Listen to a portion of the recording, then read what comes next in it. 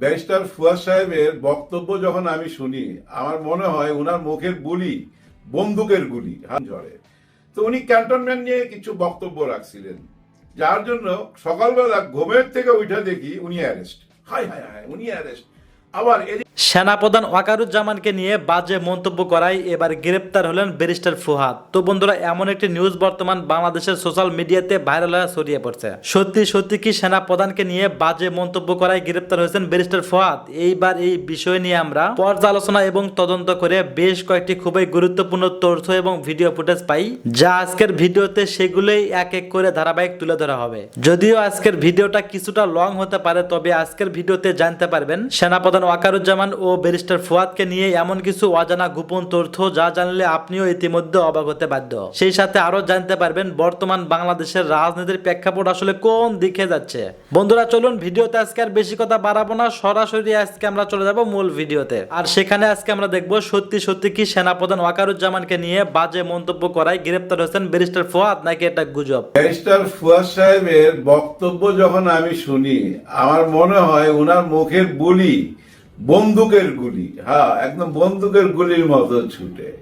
অনেক যুক্তি দিয়ে কথা বলে, নতুন বাংলাদেশের স্বপ্ন দেখে উনি। ওনার কথার মধ্যে কিন্তু সংগ্রামী কথাবার্তা সব, এবং এতটা জোশ আসে শরীরের মধ্যে ওনার কথা শুনলে মনে হয় যে এখনই মাঠে নাইমা পড়ি। ওনার কথার মধ্যে আগুন ঝরে, আগুন ঝরে। তো উনি ক্যান্টনমেন্ট নিয়ে কিছু বক্তব্য রাখছিলেন, যার জন্য সকালবেলা ঘুমের থেকে উঠে দেখি উনি অ্যারেস্ট। হাই হাই হাই, উনি অ্যারেস্ট। আবার এদিক দিয়ে দেখতেছি যে হাসনাতও অ্যারেস্ট, এবং কেউ কেউ পালায় গেছে। কারো ঘরের মধ্যে 200 কোটি টাকা পাওয়া গেছে, কারো ঘরে গোল্ড পাওয়া গেছে, এবং একটা যা তা ব্যাপার, মানে আর্মি ক্ষমতা নিয়ে নিছে। চিন্তা করছেন কি ধরনের গুজব ছড়াইছে? হ্যাঁ, পুরা ফেসবুক ভরে গেছে কালকে রাত থেকে। রাতে তো অনেকে ঘুমায় নেই, অনেকে ফোন দিছে, আমাকেও কয়েকজন ফোন দিছে যে ভাই কি হইতে যাইতেছে, শুনলাম শেখ হাসিনা নাকি অলরেডি ইন হয়ে গেছে। এর মধ্যে শেখ হাসিনারও একটা অডিও কল ফাঁস হয়েছে।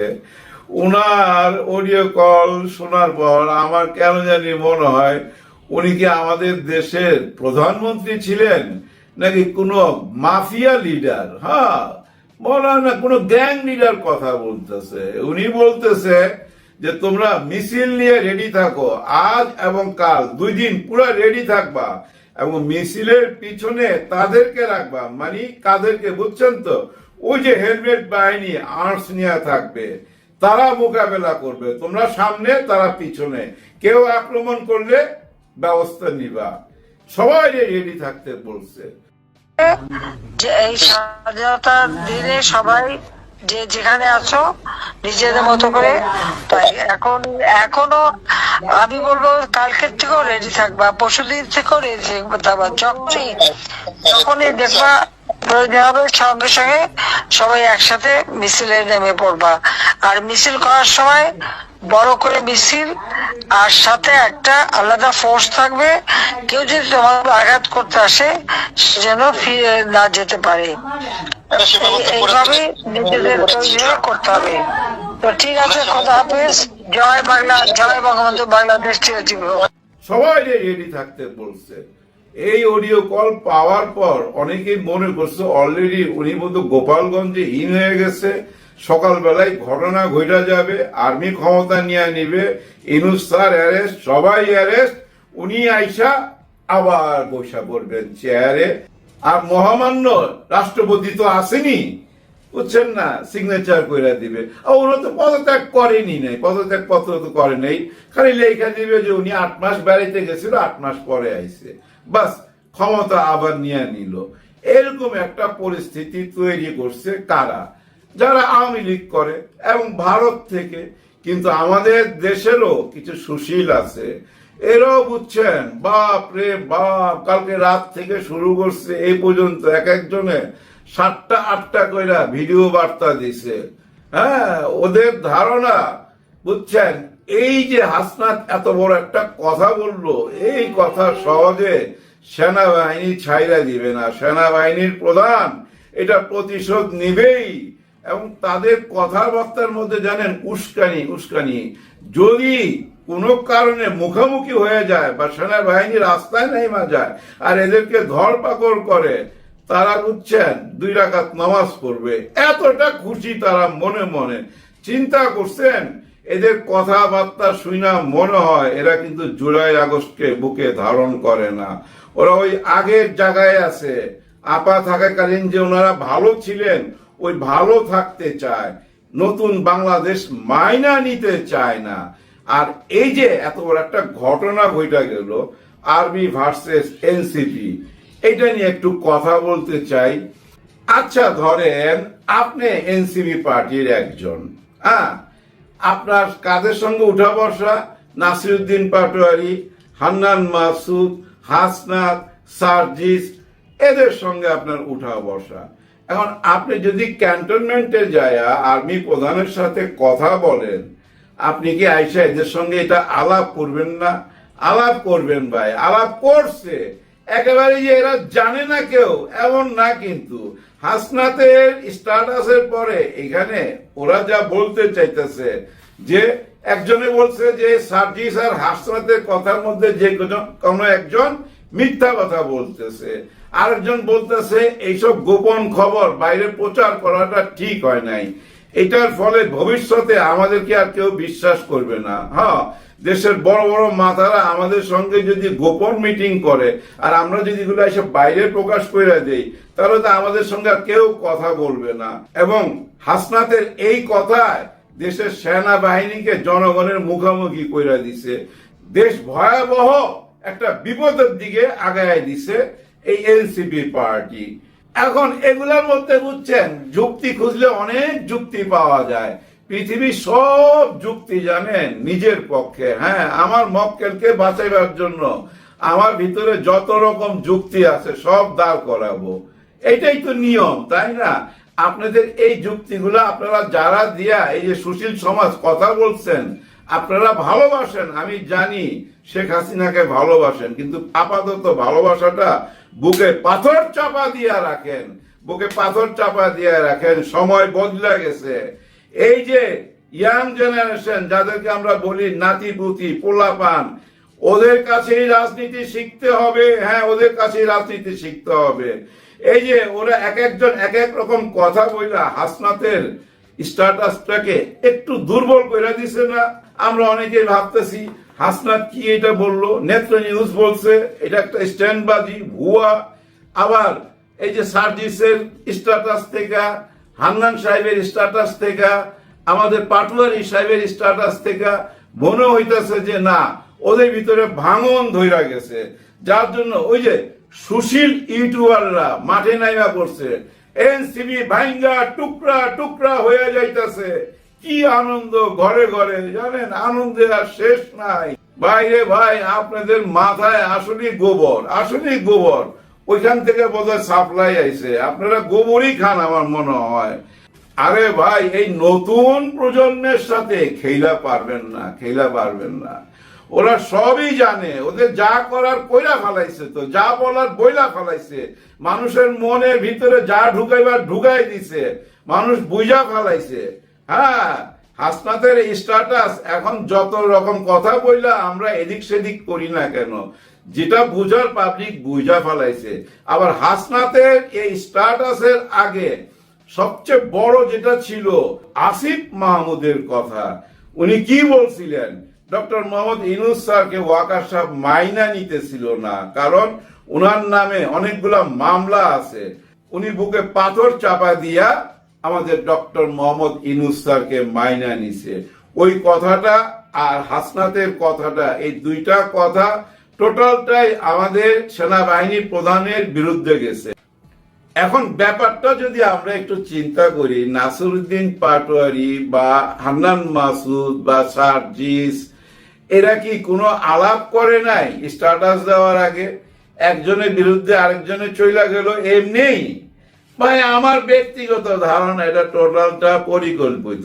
ওরা যখন দেখলো যে বাপ রে বাপ, একটা ঘটনা তো ঘটায় ফেলাইছি, যা বলার তো বইলা ফেলাইছি, মেসেজ যেটা দেবার তো দিয়া ফেলাইছি, এখন এটাকে সামাল দেওয়ার জন্য বুঝছেন এরকম বিক্ষিপ্ত স্ট্যাটাস দিয়া জিনিসটাকে নরমালে নিয়ে আসছে।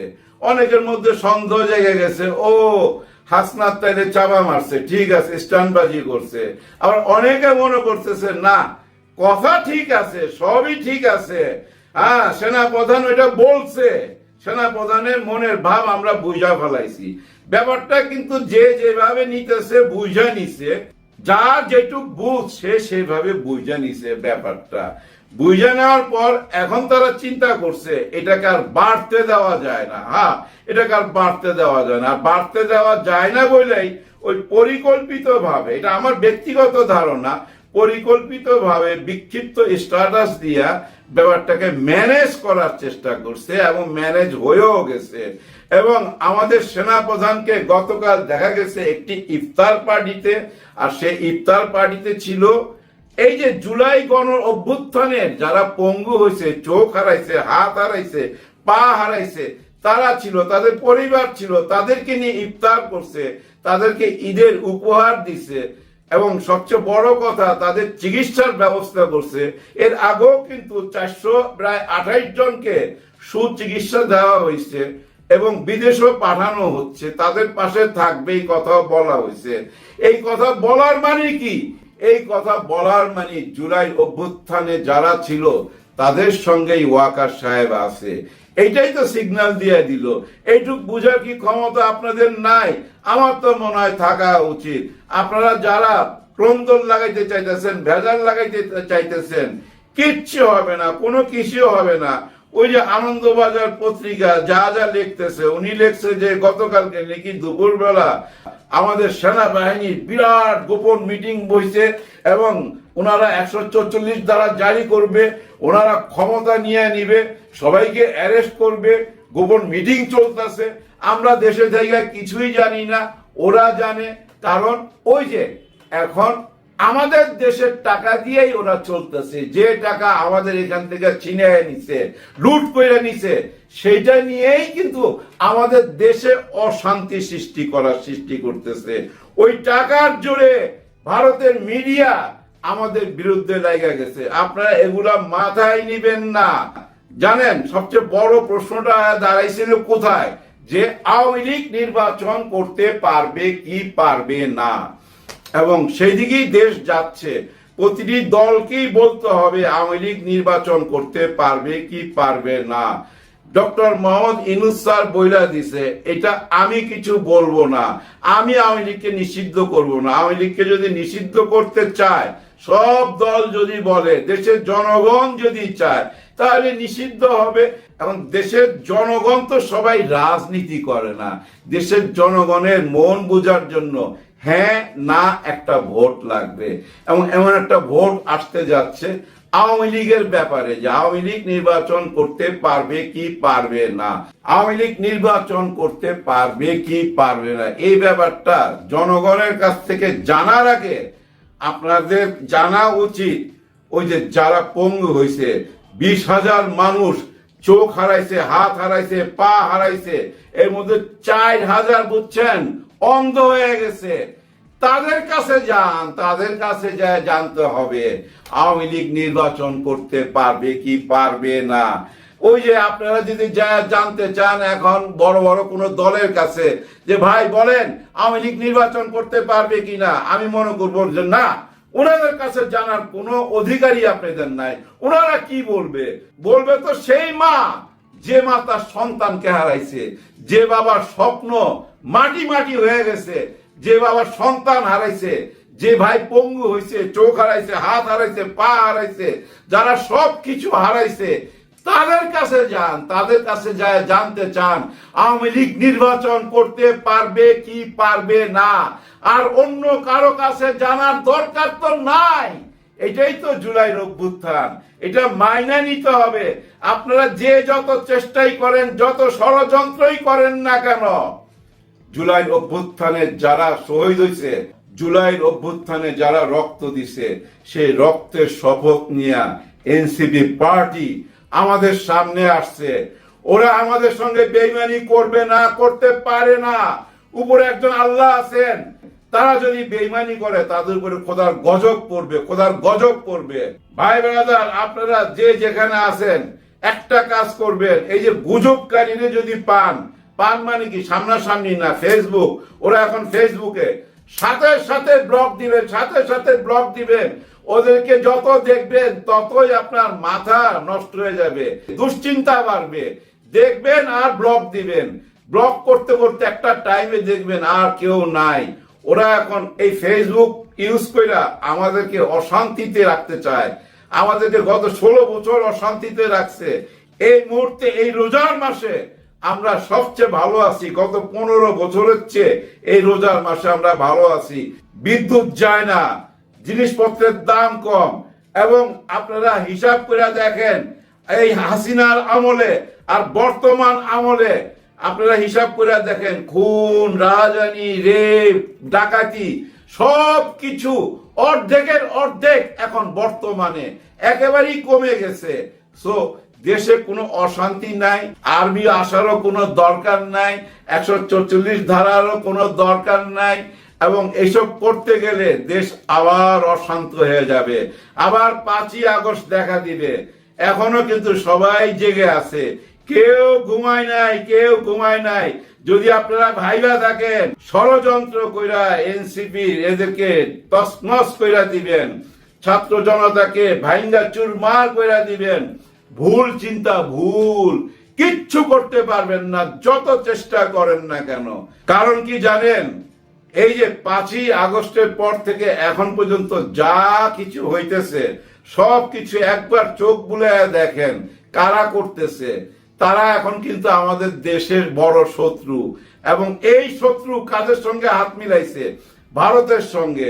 ভারত যা বলে তা যদি এখানে কোনো রাজনীতি করতে চায়, ওরা এই দেশে রাজনীতি করতে পারবে না। জনগণ কিন্তু একটা জিনিস বুঝিয়া ফেলাইছে যে কারা ভারতের সুরে কথা বলে, কারা ভারতের পক্ষে কথা বলে। যারাই ভারতের পক্ষে যাবেন তাদেরই ভরা ডুবি হবে, তাদেরই ভরা ডুবি হবে। এইটা মাথায় রাখেন। সে রাজনীতিবিদ হন, বা আর্মি কর্মকর্তা হন, বা রাস্তার যে কোনো একজন মানুষ হন, এই দেশের মানুষ এখন বুঝা ফেলাইছে যে আমাদেরকে ভারত মুক্ত থাকতে হবে। ভারত মুক্ত থাকলেই এই দেশ ঠিক পথে যাবে। গতকাল এই চ্যানেলে ভিডিও করেছিলাম, হঠাৎ নেতৃত্বের বদল ঘটিয়ে নতুন আওয়ামী লীগ নিয়ে আলোচনা কারা করছে ও কেন করছে এই বিষয়টি নিয়ে। আওয়ামী লীগের মুখোশ মুখে এঁটে অনেকে এমন একটা ভাব করছেন যেন তারা আওয়ামী লীগের কত বড় শুভার্থী। আর এই শুভ চিন্তা থেকে তারা বলছেন আওয়ামী লীগ ভালো হবে নির্বাচনে, আওয়ামী লীগের ভবিষ্যৎ উজ্জ্বল যদি নেতৃত্বের বদল ঘটিয়ে তারা অন্য কাউকে নিয়ে আসেন নেতৃত্বে। অন্য কাউকে মানে কার জায়গায়? শেখ হাসিনার জায়গায়। এই দাবি অবশ্য গত বেশ কিছুদিন ধরে ঘুরে ফিরে আসছে বাংলাদেশে, এবং এই কথা বলছেন অন্যান্য দলের নেতারাও। তারা শুধু আওয়ামী লীগের নয়, অন্য দলের যারা আছেন, কেউ সরাসরি, কেউ রেখে ঢেকে। নিজের দলের জন্য তাদের যত না চিন্তা, তার চেয়ে অনেক বেশি চিন্তা তাদের আওয়ামী লীগকে নিয়ে। আওয়ামী লীগকে নিয়ে তাদের চিন্তা। আরে এত পুরনো দল আওয়ামী লীগ, এত ঐতিহ্যশালী, তারা এভাবে ডুবে যাবে সেই দল? এই নিয়ে কত না জানি দুশ্চিন্তা তাদের। তাদের ভয় আসলে কোথায় জানেন? তাদের ভয় আসলে নিজেদের নিয়ে। ভোটে তাদের যে ঝেঁটিয়ে বিদায় করবে দেশের মানুষ, বিশেষত এই গত 7-8 মাসের বাংলাদেশ জুড়ে যা হয়েছে এবং হচ্ছে, সেটা এই বর্তমান যারা শাসক বাংলাদেশের এবং তাদের সঙ্গে যারা আছে, তাদের পোঁ ধরে আছে যারা, সেই তাদের যে ঝেঁটিয়ে বিদায় করবে দেশের মানুষ, এটা যত দিন যাচ্ছে তত পরিষ্কার হচ্ছে। শেখ হাসিনা এখন দিল্লিতে আছেন, তাতেই এই অবস্থা। আর যেদিন তিনি দিল্লি ছেড়ে ঢাকায় পা রাখবেন, সেদিন শুধু সমর্থনের ঝড় নয়, সেদিন শেখ হাসিনা এবং আওয়ামী লীগের পক্ষে সমর্থনের একেবারে সাইক্লোন দেখতে পাবেন, সাইক্লোন। আর ভয়টা এখানেই, গত 7 মাস ধরে বিএনপি গাছের খেয়েছে, আবার তলার কুড়িয়েছে। বাংলাদেশের শহরে গ্রামে গঞ্জে চাঁদাবাজি আর তোলা আদায়ের রাজত্ব কায়েম করেছে যে দলটি, তার নাম বিএনপি। অন্য যারা, তারা ছুটকো ছাটকা।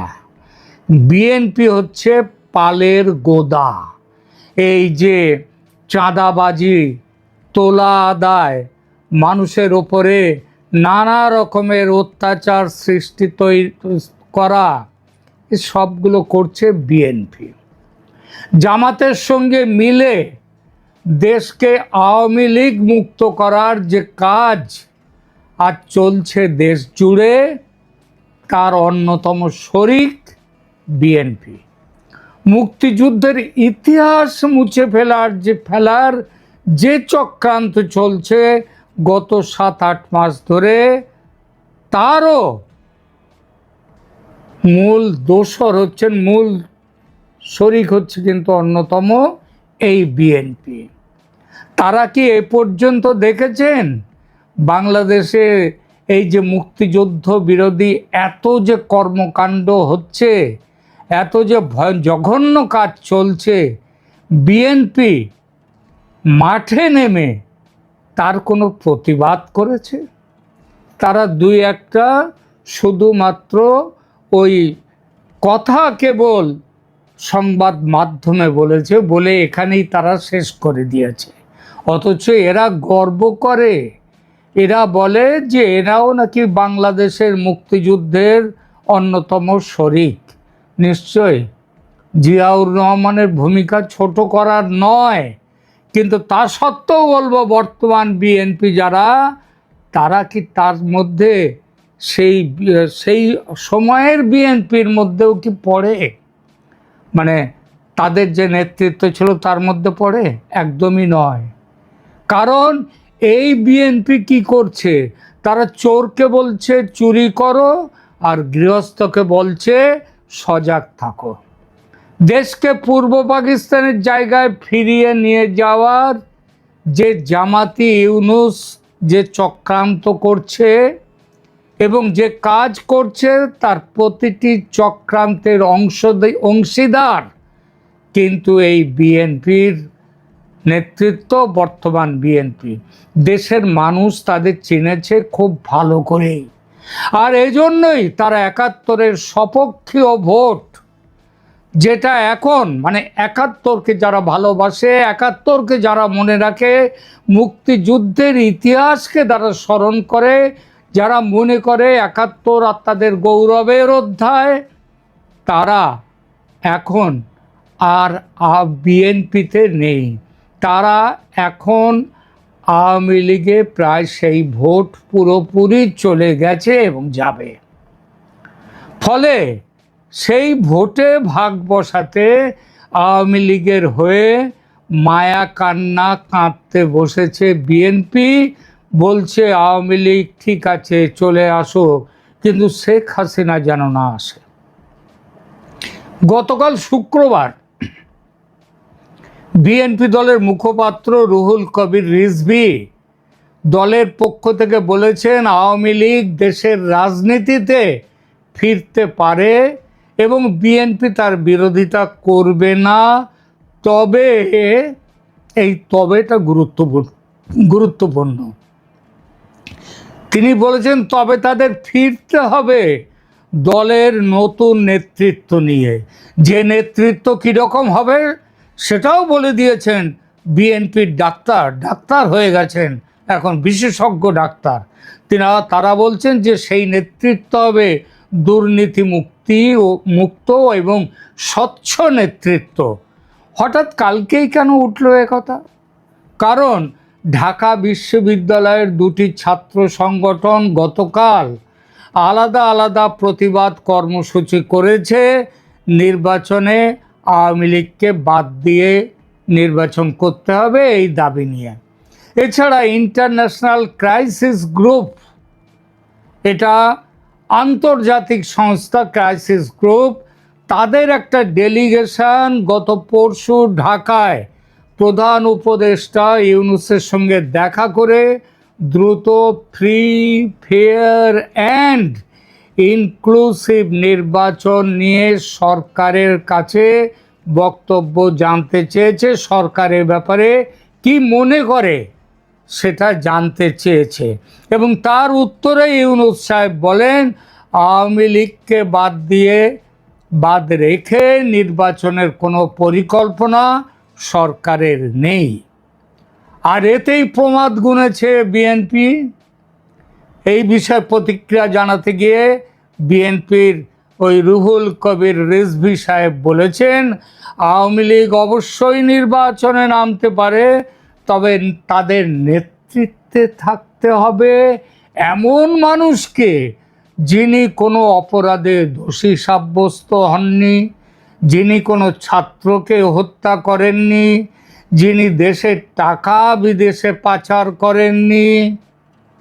আচ্ছা, অভিযুক্ত হওয়া আর দোষী সাব্যস্ত হওয়া এই দুয়ের মধ্যে তো ফারাক আছে। কারণ অভিযোগ উঠলেই কেউ দোষী হয় না। অভিযোগ উঠলে তাদের মধ্যে মানে দোষী সাব্যস্ত করতে গেলে তারপরে দরকার হয় বিচার পর্বের। এই বিচার পর্ব অভিযুক্ত হওয়া আর দোষী সাব্যস্ত হওয়া দুয়ের মাঝখানে থাকে বিচার পর্ব। সেই বিচার পর্ব তো শুরুই হয়নি। তাহলে রিজভী সাহেব যাতে মাতাল তালে ঠিক। বিচার পর্ব শেষ করে ভোটের ব্যবস্থা করতে গেলে তো কয়েক বছর লেগে যাবে। সুতরাং কি করা যাবে? তাহলে বিএনপি কি তাড়াতাড়ি ভোটের পক্ষপাতী নন? তারা এতকাল ধরে বলে আসছে যে দ্রুত নির্বাচন চাই, তাহলে কি দ্রুত নির্বাচনের সেই দাবি থেকে বিএনপি সরে আসছে? এবং ইউনূসের যে প্ল্যান অরিজিনাল, যে বিলম্বিত ভোট, অর্থাৎ আগে সমস্ত সংশোধন হবে তারপরে হবে ভোট, সেই দাবির পক্ষে কি বিএনপি মত দিচ্ছে? এই প্রশ্নটি উঠতে পারে। এটা ভেবে জনাব রিজভী তাড়াতাড়ি বলে দিয়েছেন আমাদের কোনো আপত্তি নেই যদি বিচার পর্বটা খুব তাড়াতাড়ি শেষ করে দেওয়া যায়। তিনি বলেছেন খুব তাড়াতাড়ি বিচারের ব্যাপারটা সেরে ফেলে, মানে যা হোক করে বিচারের ব্যাপারটা সেরে ফেলে আওয়ামী লীগের যাদের ফাঁসাবার ফাঁসিয়ে দাও, শাস্তি দিয়ে দাও, তারপর যারা সৎ পড়ে থাকবে তাদেরকে নিয়ে আওয়ামী লীগ চলবে এবং সেই সৎ আওয়ামী লীগ ভোটে নামলে বিএনপির কোনো আপত্তি নাই। বাহ রিজভী সাহেব, বাহ, বা তার দল বিএনপি। তবে শুনে রাখুন, শকুনের চাওয়াতে কিন্তু গরু মরে না, এটা জানেন তো? আপনি এবং আপনার দল এটা জানেন? হ্যাঁ, আওয়ামী লীগের কিসে তাহলে ভালো হবে সেই চিন্তাটা আওয়ামী লীগের নেতৃত্বে কে থাকবে সেই চিন্তা বাদ দিয়ে নিজে এবং নিজের দল কিভাবে বাঁচবে সেই চিন্তা করুন। দ্বিতীয় স্থান বাংলাদেশে এতকাল ছিল প্রথম স্থানে জনগণের পছন্দের তালিকায় আওয়ামী লীগ, আর দ্বিতীয় জায়গাতে ছিল আপনাদের দল বিএনপি। সেই বিএনপিকে মোটামুটি কবরে পাঠাবার ব্যবস্থা করে দিয়ে জামাত উঠে এসেছে দ্বিতীয় জায়গাতে। সুতরাং এখন আওয়ামী লীগকে বাঁচাবার জন্য চিন্তা ভাবনা করার আপনার দরকার নেই। আপনি নিজের চিন্তা করুন, নিজের দলের চিন্তা করুন। গত 7-8 মাসে আপনাদের অপরাধের তালিকা, ওই যে বলছেন না অপরাধী মুক্ত আওয়ামী লীগ চাই, দুর্নীতিমুক্ত সৎ আওয়ামী লীগ, তো শুনুন গত 7-8 মাসে আপনাদের অপরাধের তালিকা, মানে শুধু গত 7-8 মাসে এই তালিকা কিন্তু আওয়ামী লীগের 15 বছরের তালিকাকে, সেই তালিকাকে পাস করে, অতিক্রম করে সংখ্যায় এবং গুণে আরও এগিয়ে রয়েছে। সেই তালিকা এবং আপনাদের নিজেদের অপরাধ কিভাবে সামলাবেন সেই চিন্তাটা করুন।